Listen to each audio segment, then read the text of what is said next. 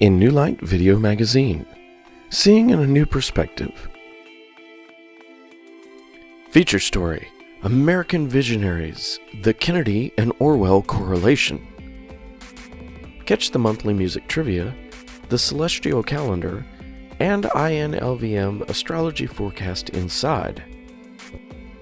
To find out more, go to www.innewlightvideomagazine.com or follow us on YouTube. Table of Contents. Otherworld News. The Real Stargate. Timecode 204. Rolling Green Project. Sunbaked. Solar Cooking. 7/18. Jubileus June. Timecode 1330. Feature story. The Kennedy and Orwell Correlation. 1551. What's up? Uncovering unexplained phenomena. Whoa! TR3B or what? Timecode 2204. Entertainment Central. Music Trivia 2616. ToteMan. Timecode 2752. Remembering Maya Angelou. Timecode 3109. Holistic Health. Elixir for Life. White Powder Gold. Timecode 3248. Diatomaceous Earth. Timecode 3653. Astronomy and Astrology. Astronomy Photo of the Month. Soul. Timecode 4148. Europa. Timecode 4304. Celestial Events Calendar. Timecode 4600. INLVM Astrology Forecast. Timecode 5027. About in New Light Video Magazine. Timecode 1 hour, 2 minutes, 13 seconds. Contributors and credits 1306. Contact us at innewlightmag@gmail.com for information on placing your advertisement in our publication. The Real Stargate. When we hear the word Stargate, most will think of the movie Stargate or the TV show Stargate Atlantis, SG-1, just basically science fiction shows. In those shows, it is used as a device to go forwards and backwards in time and to have contact with extraterrestrial beings.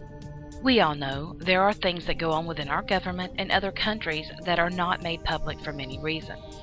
Unfortunately, it leaves a huge hole in conspiracy theorists to paint pictures for us that may or may not be accurate. Back in the 1920s, reportedly there was a Stargate found in Baghdad, Iraq. Many speculate this is the reason for the wars that have happened in this area. In the 1930s, it was the focused attention of Nazi Germany and Britain, and again in the 1990s with Bush's Gulf War. Its location is in the Green Zone or International Zone.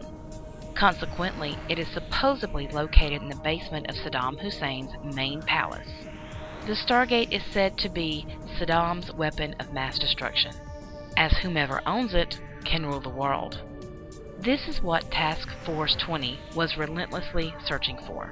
The word now is that it has been dismantled for safety reasons, but it has been reported that it was used in 2003-2004 for communication protocols and transport applications.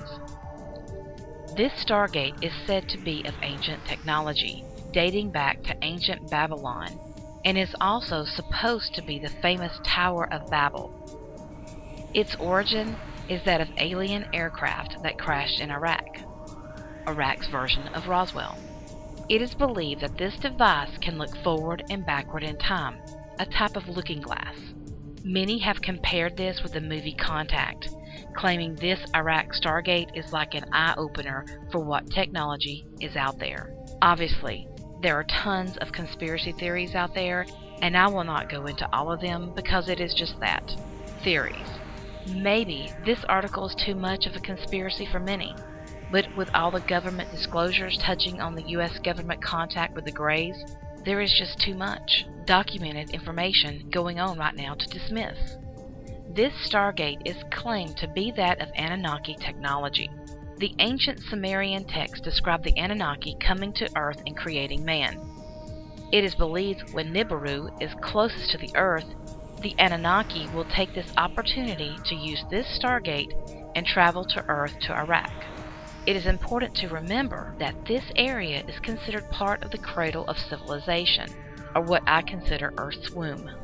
Dr. Sala, an Australian with great credentials, who had an academic appointment at the School of International Service at American University in Washington, D.C. from 1996 to 2001, wrote a paper on the subject. He states, "The U.S., Russia, Germany, and France have been aware that the Anunnaki left behind some very high-tech apparatus and possibly weaponry when they abandoned the Earth around 1700 BC, and that Saddam Hussein has been getting assistance from Russian, German, and French archaeological teams for years in an attempt to unravel and perhaps reverse engineer this apparatus, which Silas claims is probably far in advance of any technology we might have obtained from the Greys from Zeta Reticuli, which is supposedly warehoused at Area 51 in Nevada." It is important to note that there are other known stargates around the world, such as Stonehenge in England, Great Pyramid of Giza, the Bermuda Triangle, Easter Island, southern Japan, and Sang pyramids in China. We are beginning to realize that these ancient holy places are on ley lines, which are believed to be energy lines.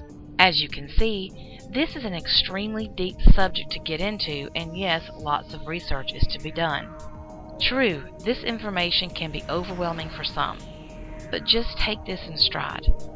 Piece by piece, I feel that the truth will be revealed to those who have ears to hear and those who have eyes to see.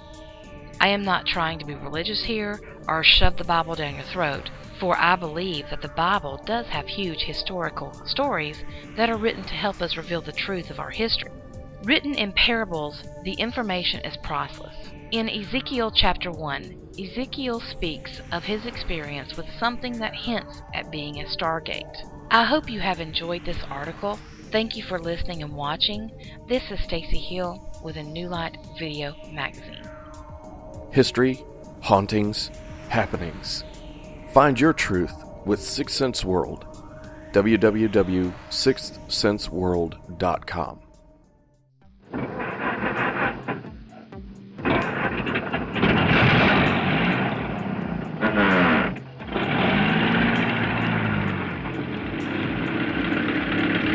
Rolling Green Project gets sun-baked. Cooking with solar energy. Many of you may remember a time in your childhood when you were with a group of peers camping and the adults pulled out this crazy idea. We're going to cook dinner in this box, and breakfast wasn't even on the table yet. Then it all came together with some aluminum foil and a couple of cardboard boxes, with our dinners wrapped in foil and placed inside the lined box.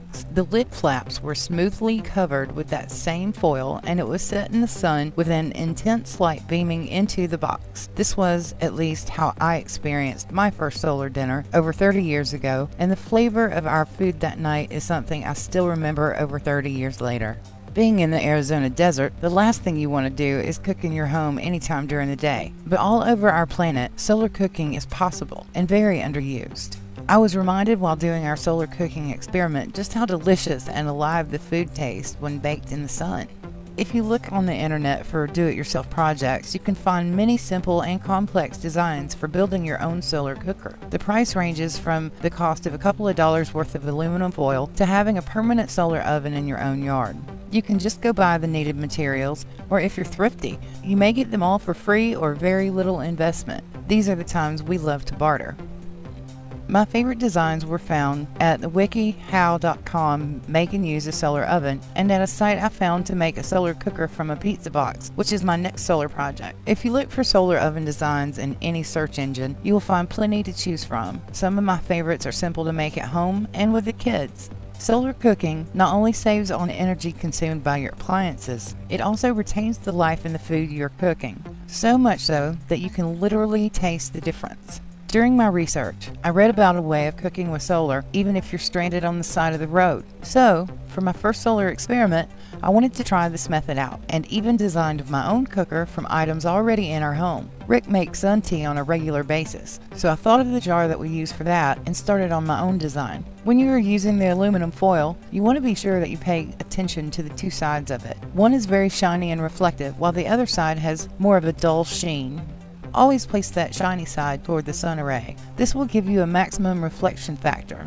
I used duct tape to secure the foil halfway around the diameter of the jar, so a clear glass top side was created for the sun to beam into. I prepared a nice piece of beef roast and thinly sliced red potato, seasoned them and wrapped them in foil with the shiny side out, and folded it until well sealed. I placed them into the jar with the foil on the bottom and set them in a way they would reflect on each other and the sun would radiate from the foil beneath as well.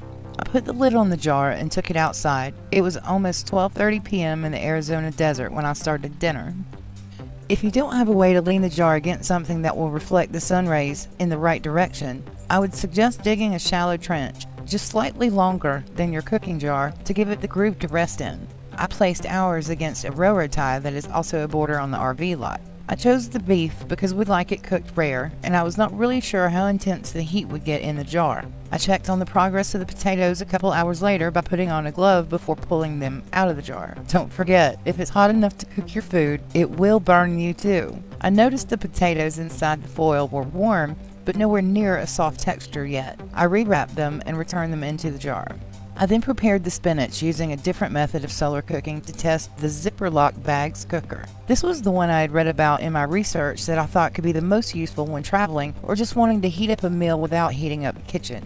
You need a quart-sized bag and a gallon-sized bag that seals tightly and locks the air in. I put the fresh spinach, butter, a small amount of warm water, and seasonings into the quart-sized bag and sealed it with some air left inside, but with room left to expand. I placed it inside the gallon bag and sealed it most of the way before blowing in more air and sealing it tightly. This created a dome effect for the bag inside. It was suggested that any reflected surface can be used, like turning a foil-lined chip bag inside out or using your reflective window shade. I realized that the car shade was a genius idea and used it to place on the ground under my cooking jar and the zippered bags. The reflector folded easily, creating an L shape, casting the sunbeams down on the jar and on the spinach. We still had at least 3 to 4 good hours of solar light left to cook our dinner. As the sun started getting low to the west of us, the time was near 6:30 and we decided to try out our solar feast. Using a towel, I brought in the glass jar and the bag of spinach. You want to be careful not to touch your glass jar with anything cold or a metal utensil. Keeping it on the towel and using gloves on your hands is the safest way to handle this cooker.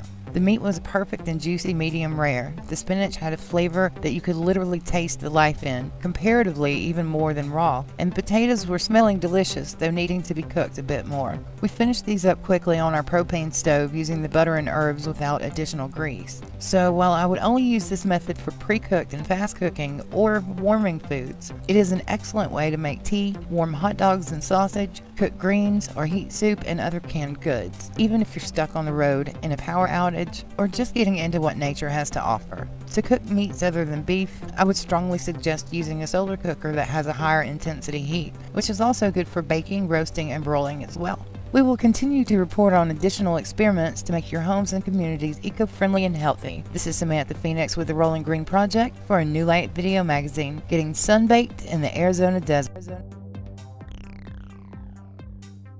Uplift, create, and share at Anahata Healing Arts in the Starland District of Savannah. www.anahatahealingarts.com. Jubileus June! June is named after the Roman goddess Juno, who was Jupiter's wife. Here in the northern hemisphere, June marks the beginning of summer, with the summer solstice being on the 21st. Let's not forget our fathers on June 15th, whether they are by blood or men who are father figures. Happy Father's Day! As things begin to heat up, we should enjoy a big glass of iced tea to help cool us off, and celebrate National Iced Tea Month. During these warm months, our appetites sometimes change and we want lighter food. We can grab a salad to celebrate National Salad Month. As you can see, June holds many quirky celebrations. What I found quite humorous is that while we're celebrating with our salads, June is also National Candy Month. Here in Savannah, June marks the beginning of shrimp fishing. But little did I know that it is also National Seafood Month. June seems to be filled with many quirky holidays, such as National Turkey Lovers Month, National Steakhouse Month, National Papaya Month, and National Fruit and Vegetable Month. June has some interesting food celebrations. We can find a lot of days during the month to celebrate different foods. Some of these days include June 5th being National Gingerbread Day, June 8th being National Jelly-Filled Donut Day, and June 11th being National German Chocolate Cake Day. Maybe you could take your father out on Father's Day for lobster, as the 15th is also National Lobster Day. Maybe have some ice cream for dessert in celebration of National Dairy Month. Whatever you celebrate in June, have fun with it. Start a new tradition celebrating each day of June with the corresponding food for that day. Check out the Nibble website at thenibble.com and find some fun June food celebrations. Have a happy and safe June. Thank you for watching and listening. Written by Stacy Hill to share some quirky facts about June within New Light Video Magazine. Creative Divine Studios, the transformative power of sacred sound. The School of Sound and Energy Resonance with Mur Demarmian. Contact Mur at facebook.com/Creative Divine or facebook.com/Melinda Demarmian. American Visionaries, the Kennedy and Orwell correlation. Robert F. Kennedy, born November 20th, 1925, had a prestigious career in politics until June 6, 1968. RFK had been the Attorney General when his brother, John F. Kennedy, was assassinated.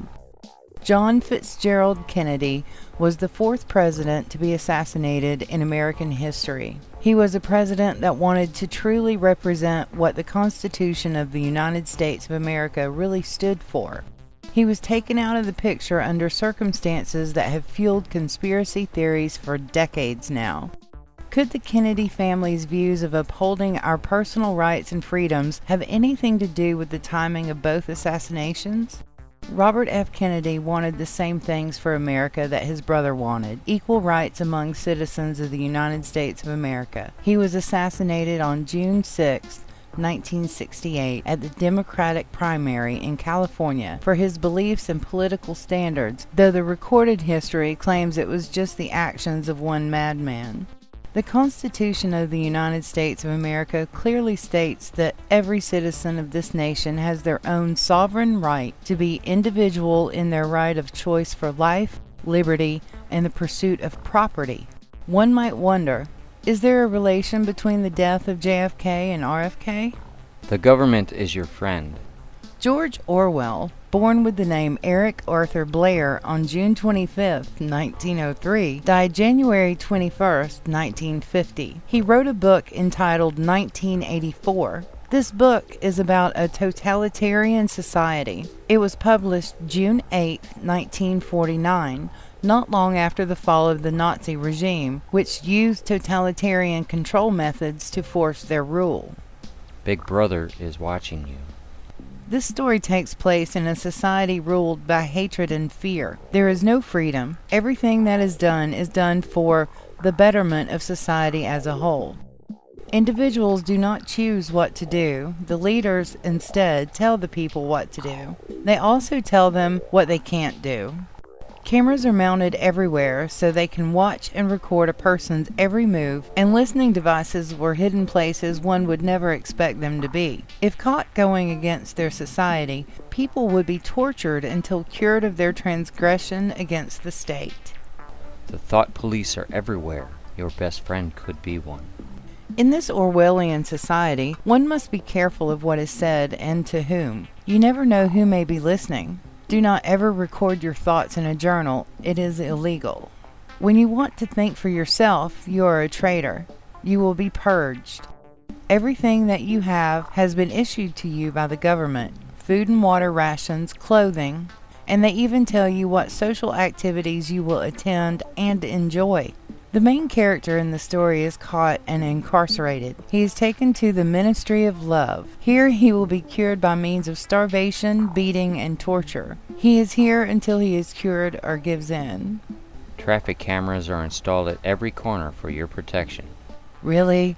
Traffic cameras are used to increase local government revenue. It doesn't matter that it's actually illegal. A man makes a left turn from the left turn lane where a traffic light with a green arrow has been installed.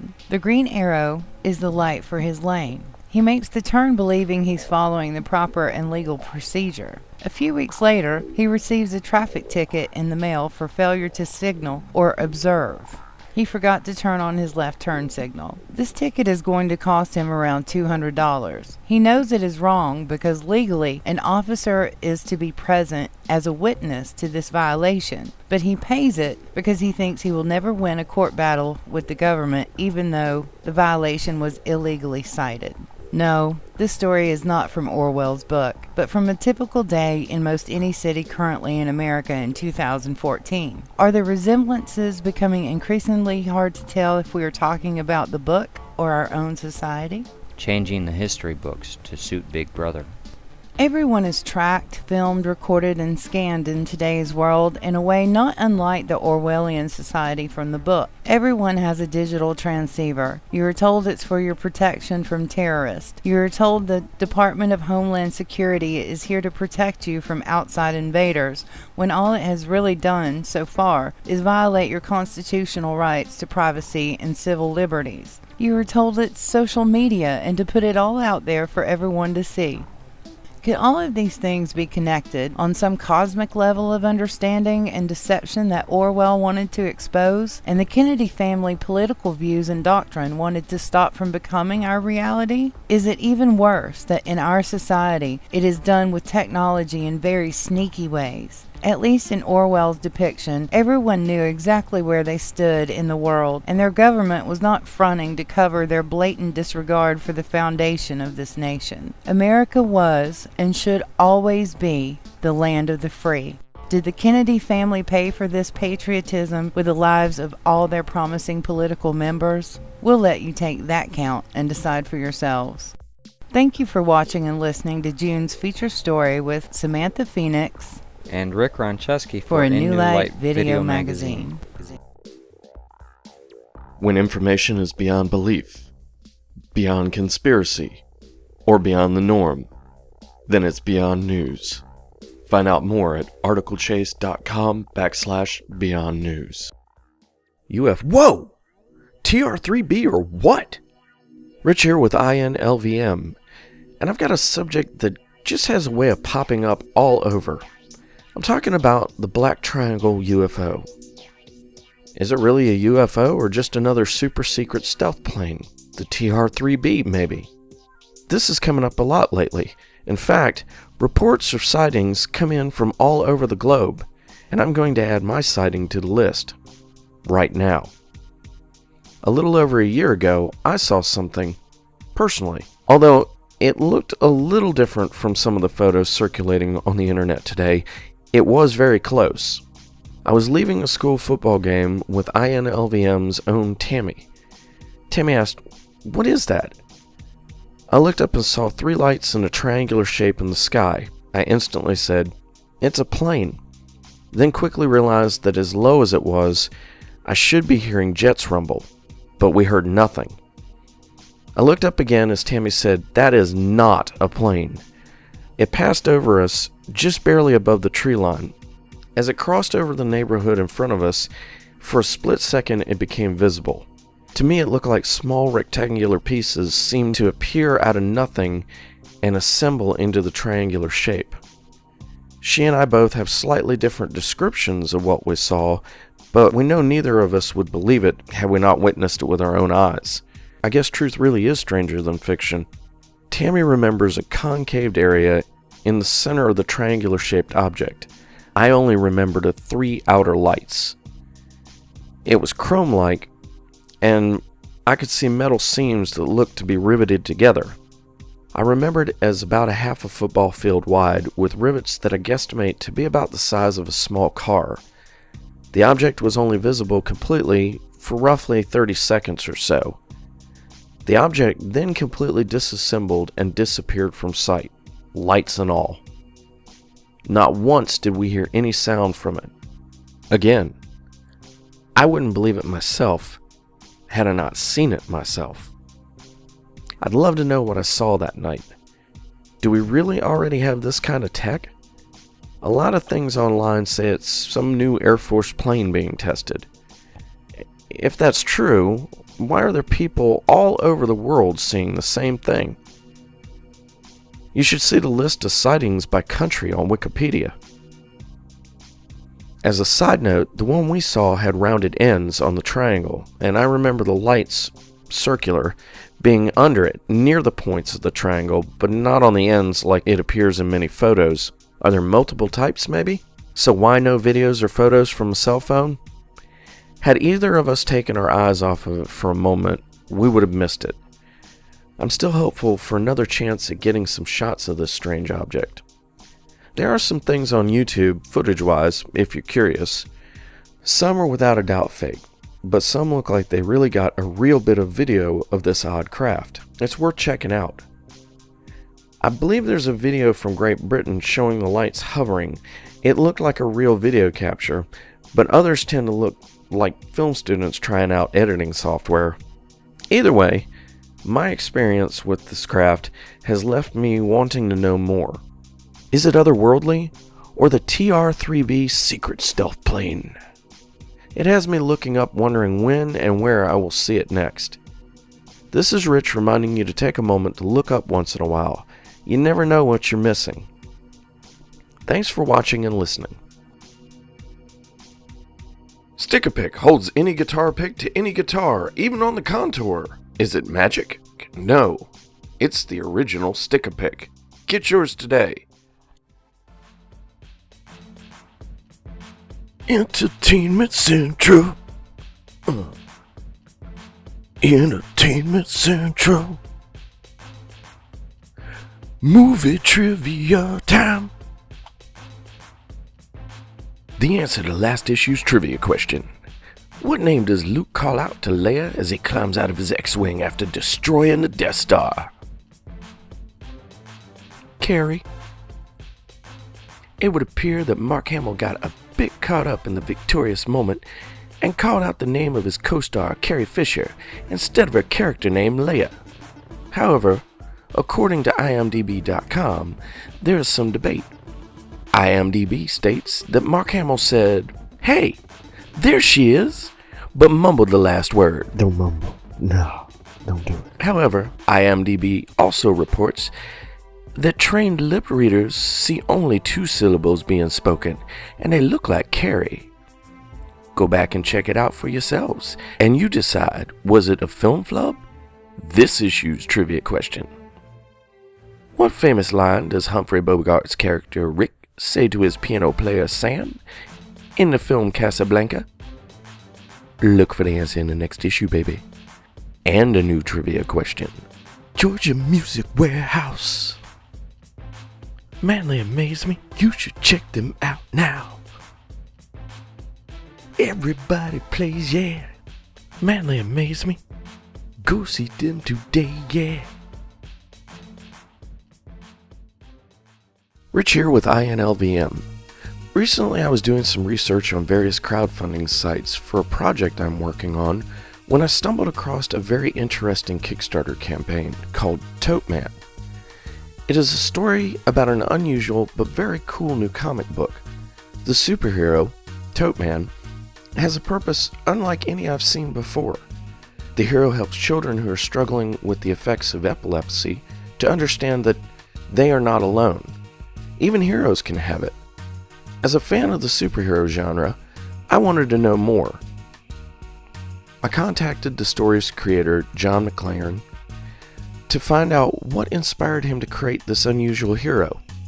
I found out that John, like the hero he created, also deals with epilepsy in his day-to-day life. When his son was 2 years old, he saw John have a seizure. He wanted to find a better way of explaining the experience to his son instead of just saying, "Daddy, fall down." Being a huge comic book fan, John found a way to not only better inform his own son, but to reach out to others who have shared similar experiences. He created the newest and one of the coolest heroes to grace comic book pages, ToteMan. So where does a hero get such a unique name? ToteMan takes his name from a job that John had at the time of the hero's creation. John was working as a handyman, or toteman, at a local horse racing track. His job was to make sure that the track's equipment ran smoothly and worked properly. He could envision himself arriving just in the nick of time to save the day by fixing something that had stopped working. His day-to-day experiences helped him to shape the hero and create his comic fantasy world right down to ToteMan's arch-nemesis, Herr Farron and the evil forces of management. The track provided almost everything John needed to bring the hero to life. John's own life gave him the rest. John McLaren describes ToteMan as the everyman hero that lives in all of us. He fights against all that is wrong in his world to create a better tomorrow for the ones that he loves. If you want to find out more about ToteMan and learn more about life with epilepsy, check out www.totemansworld.com news HTML, as well as twitter.com/TheRealToteMan. And remember, if you're dealing with epilepsy, you are not alone. This is Rich Lane with A New Light Video Magazine. Thank you for watching, listening, and contributing.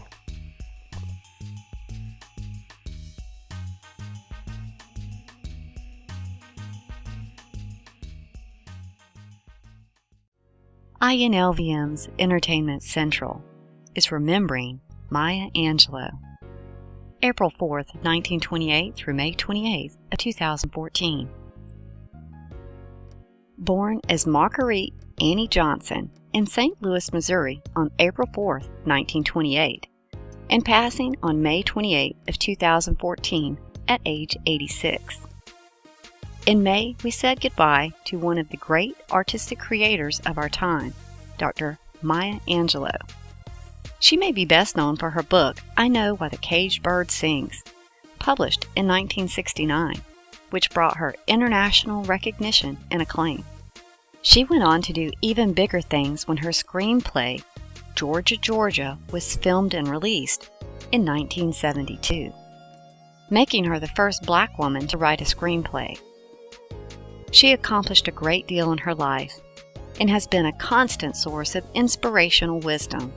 She is honored for being an actress, dancer, singer, poet, author, director, producer, playwright, educator, activist, and historian. In remembrance of her, we leave you with her words of inspiration. My mission in life is not merely to survive, but to thrive, and do so with some passion, some compassion, some humor, and some style. Maya Angelou. From the Ground Up, lapidary, wire wrapping, and custom jewelry designs by Marty Farley. Facebook.com/FromTheGroundUp01. The white powder of gold. What exactly is the white powder of gold? It is said to be many things, but its essence is a monoatomic superconductive white gold that is mixed into water and called the elixir of life, manna, the philosopher's stone, the golden tear from the eye of Horus, spittle of God, fruit of the tree of life, starfire gold of the gods, and the Egyptians often used a term meaning, what is it, while others have referred to it as the semen of the Father in heaven, because of its appearance after being mixed with water. Most of these names have been commonly heard of in many cultures and historical accounts.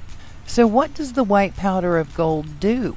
From looking at the elixirs available in the holistic and homeopathic suppliers, it boosts the immune system, raises the IQ, promotes longevity and clear thinking, a youthful appearance, and many other health benefits having to do with physical and mental acuteness and superior well-being and healing. The alchemic claims are that it can make one immortal by changing the harmonic frequencies of the body into the ascended crystalline forms of our light or energy bodies, and enhance telepathic and telekinetic abilities in the expansion of the mind. At some point in this mastery, teleportation is also said to become possible.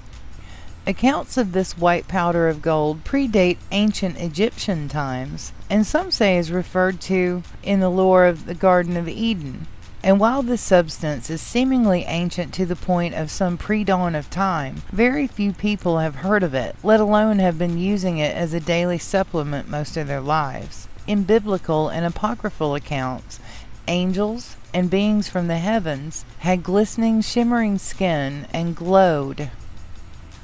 In more modern-day texts, some say that alien beings use this elixir and have enhanced psychic telepathic abilities. They are also said to glow with shimmering skin in many accounts. I even found one account that is putting it all on some Illuminati conspiracy, which makes no sense that they would want you to take this miracle elixir.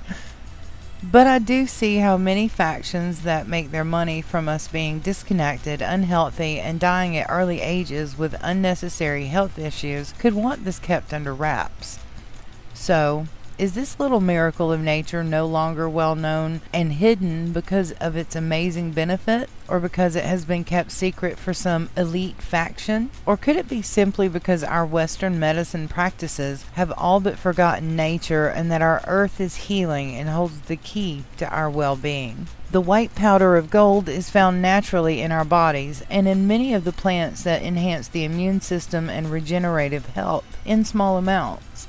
Alchemic homeopathic practices use several drops placed under the tongue which have harmonic frequencies set at certain octaves in a series of doses to induce chemical changes in the body. The effect is said to create dimensional shifting of and through the body. The Egyptians used it in purification rituals and practices, and attributed their heightened mysticism to the use of the what is it, and considered it to be held in great reverence and respect. While almost all of the information available gives a positive light to using this elixir, there are many resources available via any search engine that I would encourage you to educate yourself with and see if this elixir of life is the one for you. This is Samantha Phoenix with a New Light Video Magazine. The Veil, Gifts for the Mind, Body, and Spirit. Visit them online at theveil.storenvy.com. Diatomaceous earth, the bug killer safe enough to eat. Diatomaceous earth. Have you ever heard of it? Many of us probably have not. If you work on a farm or in the type of agriculture that requires taking care of animals, you are more likely to be familiar with diatomaceous earth. It is something that is used for a variety of reasons, ranging from health to pest control. Where to begin? Let's start with what it is, and then I'll tell you about the great benefits it has to offer. Diatomaceous earth was discovered by a German named Peter Kasten around 1836 or 1837. Its original German name is Kessliger. Diatomaceous earth is also known as diatomite and DE, which is just an abbreviation of the name. Diatomite is the natural accumulation of amorphous silica that forms diatoms in marine sediment. We get diatoms from the fossil remains of microscopic hard-shelled algae. Basically, it is tiny fossilized algae that can be accumulated into a powder. Under a microscope, it can look like tiny spikes or shards of glass. These are crumbles of tiny marine shells that are made up of or that form biogenic silica. It is an odorless, non-toxic white powder. Knowing what it is doesn't give much clue to what makes it so special, really, but it has a wide variety of benefits for animals and humans. It is, however, lethal to creepy crawlers that have an exoskeleton. These diatoms eliminate them by cutting right through their shell and eggs like tiny razor blades. Anything that has an exoskeleton, such as scorpions, spiders, ants, roaches, fleas, ticks, and mites. The list goes on, but you get the idea. The food-grade diatomaceous earth is what we're talking about, so don't go to the garden center and buy the diatomaceous earth bug killer, unless you're using it only in the garden. It is not exactly the same as the food-grade DE, and could be harmful to ingest or use on your pets.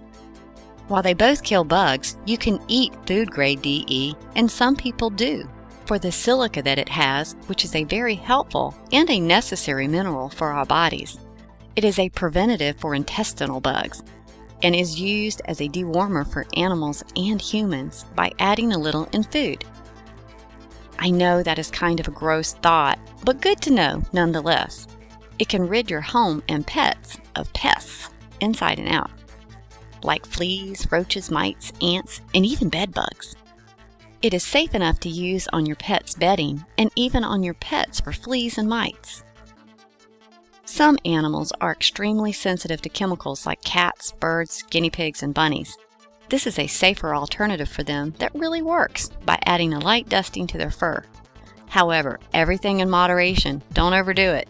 Breathing excessive dust could cause temporary respiratory issues. A little goes a long way in this case, but you can put it just about anywhere you need to create a barrier for pests, or get rid of them completely. It's so simple, and it costs a lot less than the chemical compounds that we often buy for pest control. And best of all, it really works. In the southern areas of the United States during the summer, if you have pets or even if you don't, you know the summer is bug season. And that means flea, tick, and mite season too. I personally think I may have more animals than sense, and knowing I have a natural and healthy way to prevent and treat my animals and home for these pests is great news. I have to say that my results were better than expected. No flea, tick, spider, roach, or mite worries anymore. If you're looking for a natural, holistic cure for your pest issues, I would highly recommend food-grade diatomaceous earth as an easy, inexpensive, safe, and effective solution. One of the things I found interesting is that diatomaceous earth is already used in our foods and most of us don't even realize it. It is used in grains, beans, rice, corn, and other stored foods to keep bugs out. It's a natural dehumidifier too. By absorbing moisture to keep stored foods dry, it preserves food for longer periods of time. This is Tammy with the New Light Video Magazine sharing helpful insight into some natural solutions. Reiki attunement classes with Reiki Master Instructor Reverend Stacy Hill. For more information, send an email to revstacyhill@gmail.com and start a journey in Reiki today. Astronomy and Astrology. Astronomy Photo of the Month. Soul, the heater of life. As we are getting into the summer months of the year, in the Northern Hemisphere we will often be well aware of the heating power of the sun. In the Southern Hemisphere you may be feeling the sun lacking in its intensity while you can still rely on it for warmth. Sol, as I called it, which is Latin for star, is our sun.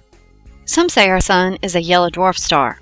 It is in a class of stars known as G-type main sequence stars, and it's not actually yellow, it's white. It is the center of our galaxy and sustains an inhabitable environment for life on Earth and life as we know it in the Milky Way galaxy. This image is a blend of two images captured by NASA's Solar Dynamics Observatory, SDO. The image credit is NASA, SDO. This is Tammy Sabo with INLVM's Astronomy Photo of the Month. The Savannah Deck. Celebrate Savannah's history with a limited edition box set available at www.thesavannahdeck.com. Europa. Could this moon support life? Europa, whom the continent of Europe was named after, is Jupiter's closest moon and is about the size of Earth's moon. When Jupiter is close to the Earth, you can at times see this moon, if Jupiter doesn't have a bright glow. Quoting Space.com, under a thick crust of ice, Europa might have an ocean warmed by tidal interactions with Jupiter. This tidal flexing could also produce a geological active core that might in turn create hydrothermal vents on the ocean floor.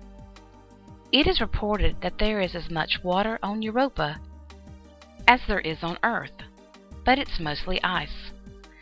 The ice formations can be compared to our ocean ice formations at the North Pole. It shows where it has broken away and reformed.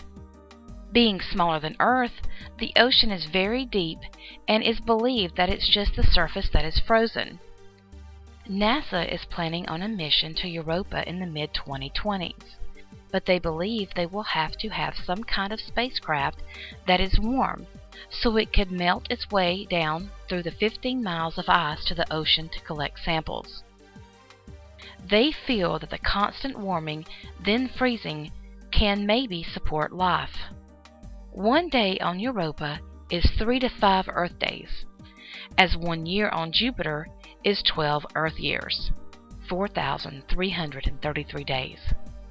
Scientists believe that the tidal interactions with Jupiter, just as Earth has in the past, can support life.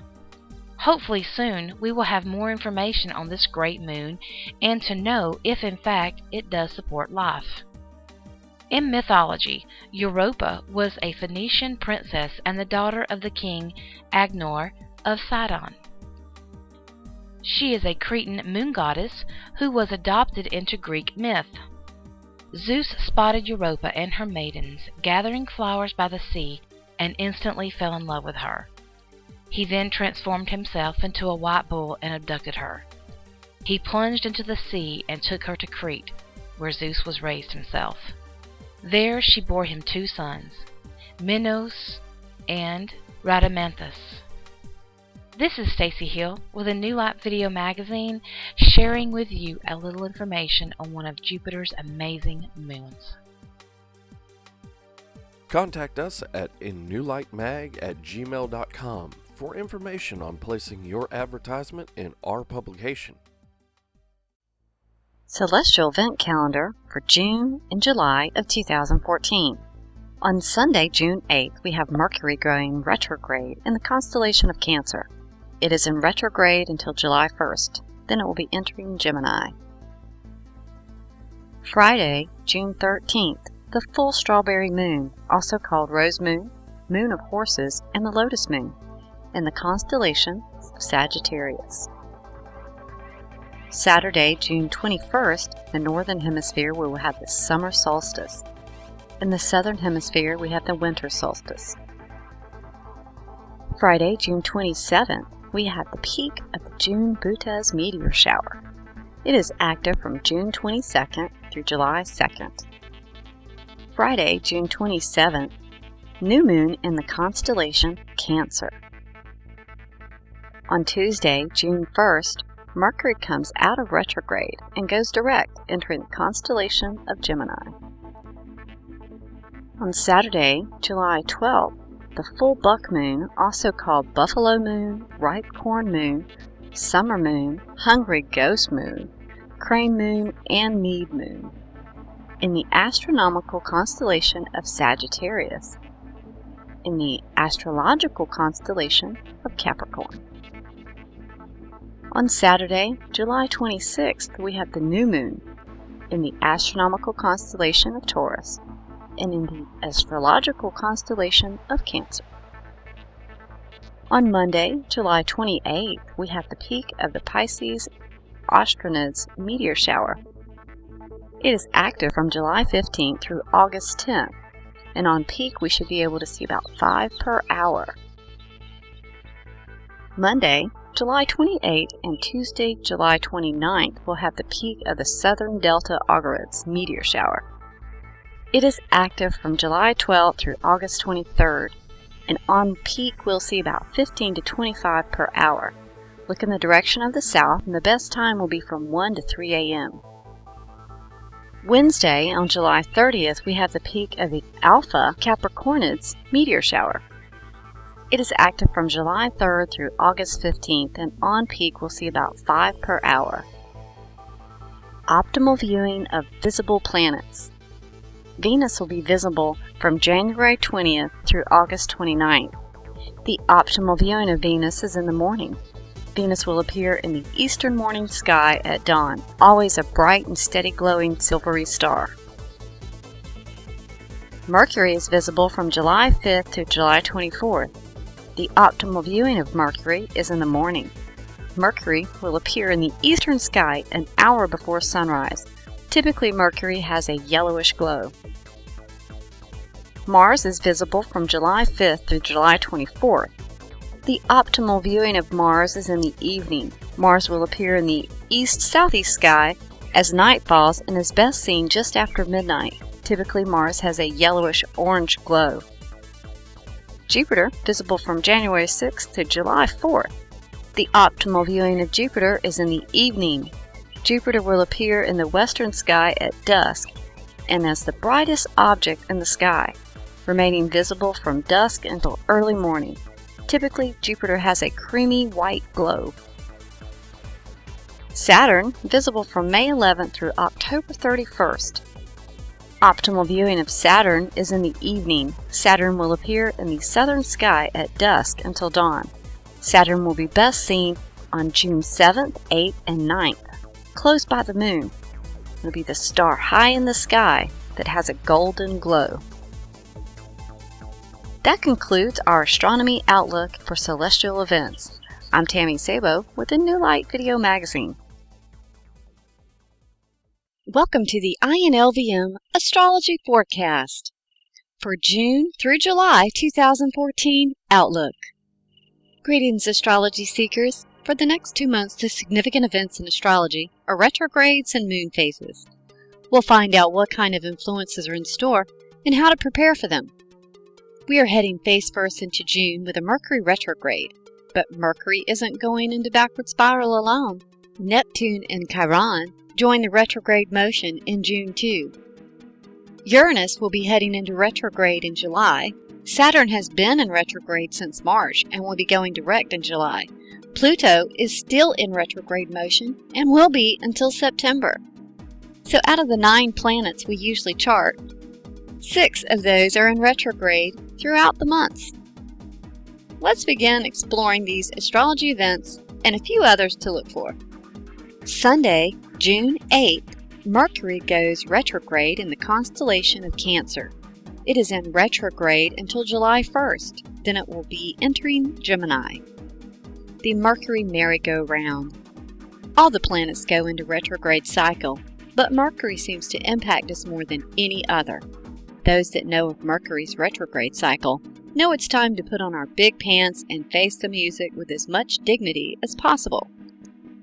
This transit will radiate a hyper-focus on your emotions.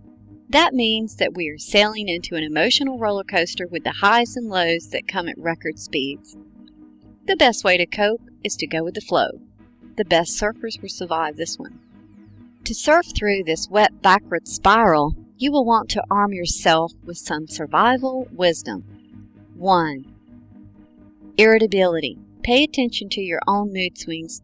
During this phase, getting into arguments about nothing often pop up. Complaints are higher too. Be more easygoing. Good to yourself and others as often as possible right now. Number 2. Your electronic devices are more likely to malfunction during this phase. Not sure I can tell you how to avoid that, so smile and grin, it'll pass. Number 3. Expect mix-ups, period. Delays to miscommunications. On Monday, June 9th, Neptune goes retrograde in the constellation of Pisces. It is in retrograde until November 16th. Neptune in retrograde can bring about confusion and deception. It can make us feel a little more paranoid than usual. Efforts to quit bad habits are more likely to be delayed and stalled. This retrograde is especially known to cause heightened sensitivity and receptivity, your intuition. We are more likely to see things that may have eluded us before. If you are already a fairly sensitive person that seems to be able to feel others, this could produce moments of psychic overload. This period is excellent for developing your psychic perceptions and general intuition. Pay attention to your instincts and gut feelings. Friday, June 13th, the full strawberry moon, also called the rose moon, moon of horses, and the lotus moon, in the constellation of Sagittarius. The full moon itself ushers in a fresh air that Sagittarius can masterfully whirl out an exciting new adventure to urge us to take. The outdoors may be calling you. During this phase, we are often drawn to enjoy outings and physical activities, where life becomes an adventure of exploring and learning new things. Again, we have our intuition heightened, which just adds to the Neptune retrograde, so pay attention to your instincts and gut feelings during the 9th through the 13th. Friday, June 20th, Chiron goes retrograde in the constellation of Pisces. It is in retrograde until November 23rd. Chiron is the planet of the healer, and in retrograde makes the healer part of us feel a need to be healed. During this phase, we may find ourselves holding on to hurt feelings. Feeling wounded or hurt can be felt more intensely. Being able to forgive could create a challenge. While your hurts may be very real, realizing that they are being intensified can help you work through situations. So try not to allow yourself to be the wounded duck. You don't have to crash, and it will get better. By helping others with similar wounds, it can help us heal our own. Saturday, June 21st, the Northern Hemisphere will go into the summer solstice. The Southern Hemisphere will go into the winter solstice. This is the longest day of the year for the Northern Hemisphere and the shortest day for the Southern Hemisphere. Since we have viewers in both places, we will want to touch on what influences this could bring. For the Northerners, you are likely to feel that your energy is at a peak. You may be driven and full of energy. For the Southerners, you may feel the opposite effects. You may feel tired and weary, ready for a break of some kind. Both are a transition into a new phase of life. On Friday, June 27th, the new moon in the astrological constellation of Cancer. The new moon is a good time to spend doing some reflecting. A dark moon pulls our thoughts and emotions inward.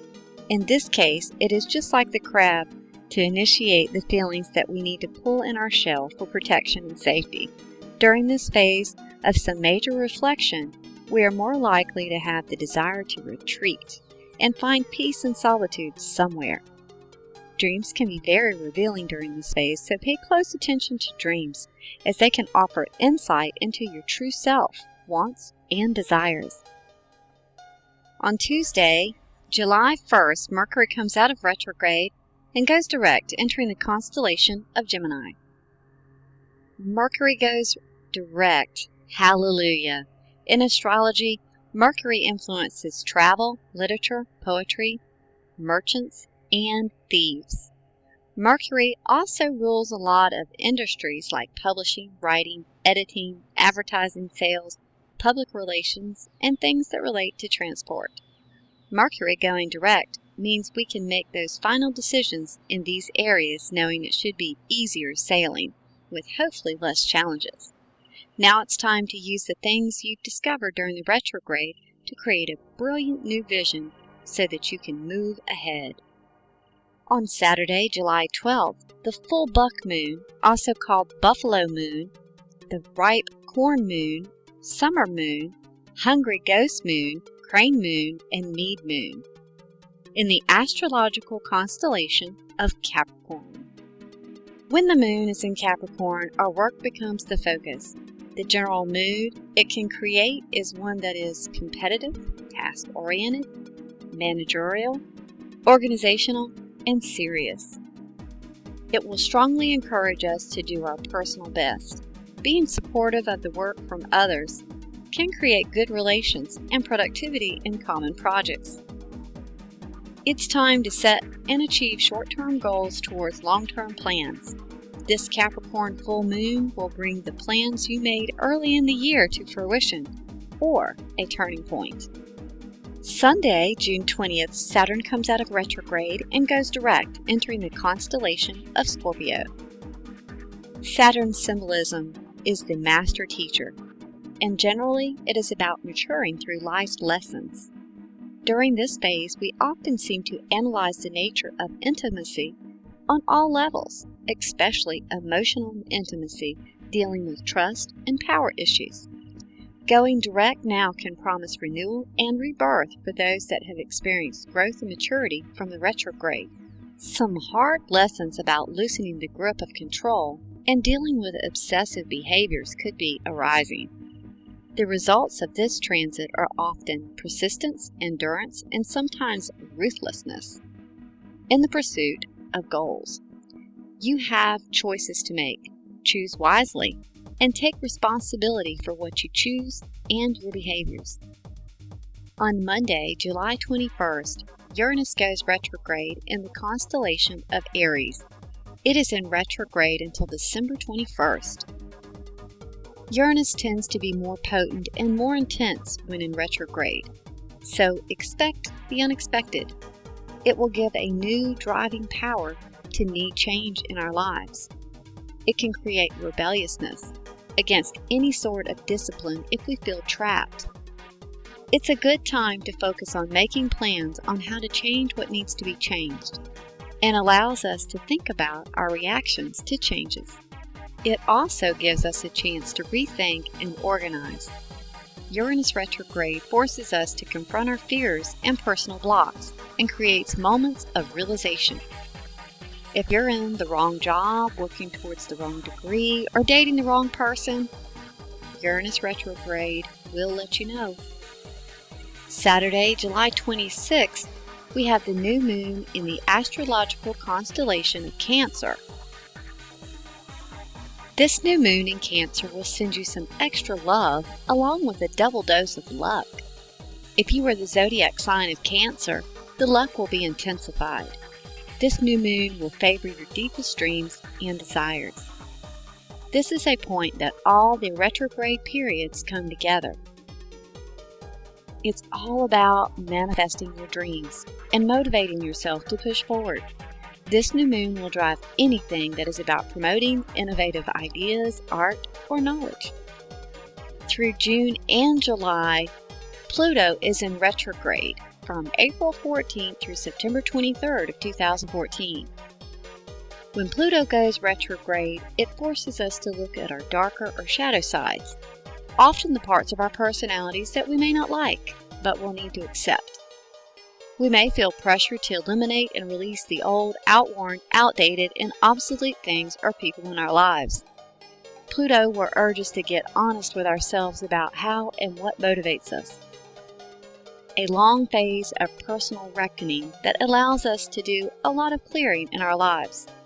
Pluto's retrograde is most beneficial by helping us bring a transformation in ourselves. Visit our website at www.INNewlightVideoMagazine.com for more information and some cool merchandise. I'm Tammy Sabo, the INLVM staff astrologer, sharing an outlook on astrology.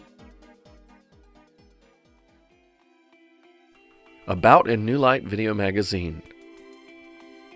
We are the first of our kind as a video magazine, and we look forward to bringing you, our viewers and listeners, into thinking of new possibilities and gaining new perspectives with each issue.